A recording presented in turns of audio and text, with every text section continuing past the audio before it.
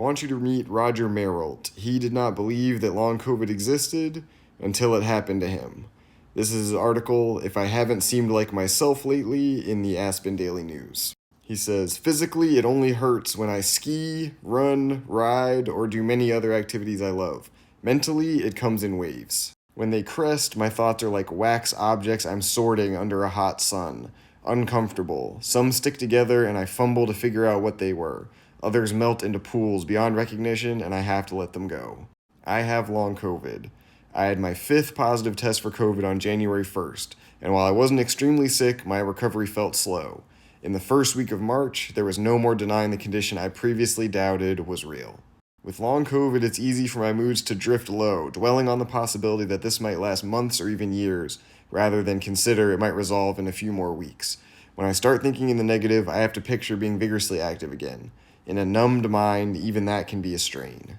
The article goes on to cite a lot of research on long COVID and specifically its impact on muscles. For example, the author of one study said those with long COVID end up having a lot more muscle damage than a healthy person would have. A molecular biologist says in a healthy person, muscles get torn down and built up. That's how you get better after you exercise, but that response is different than myalgic encephalomyelitis chronic fatigue syndrome patients, that's MECFS, and long COVID has a lot of overlaps with this.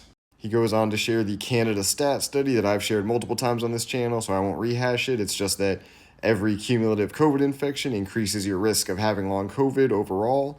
And then he shares an additional article from the American Medical Association, which says it can be problematic if you are reinfected. We know from a pretty elegant study that was recently published in Nature Medicine that each subsequent COVID infection will increase your risk of developing chronic health issues like diabetes, kidney disease, organ failure, and even mental health problems. COVID is multisystemic, and long COVID is multisystemic. I want to come back to one other point. If you've been following me for any amount of time, you'll remember right around January 1st, I had multiple videos where I said, hey everyone, there's a winter wave happening, probably the second biggest COVID wave ever. Lots of people are going to get COVID at Christmas and New Year's. Look at this positive test on January 1st. That's probably from Christmas. And so the point of this is not to pick on Roger. I'm glad he understands that long COVID is real now. I wish it didn't have to come with him getting long COVID. I wish he supported other people with long COVID before this happened. And my 2 points. One, I was trying to tell people that this was going to happen to them and to avoid it. And it honestly makes me really sad to see this, and it's very hard doing this account because I'm trying to save people from having their brains and bodies ravaged by something that is really, really harmful to them and their quality of life. And 2, you may not get long COVID your first time, your second time, your third time, your fourth time, maybe not even your 5th time.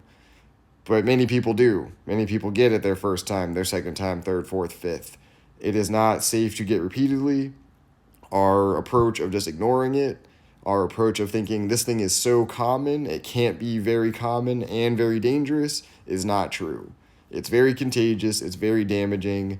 We as a society cannot let people get COVID 10 times or 20 times or 5 even. This doesn't work. It's not working. And I need people to wake up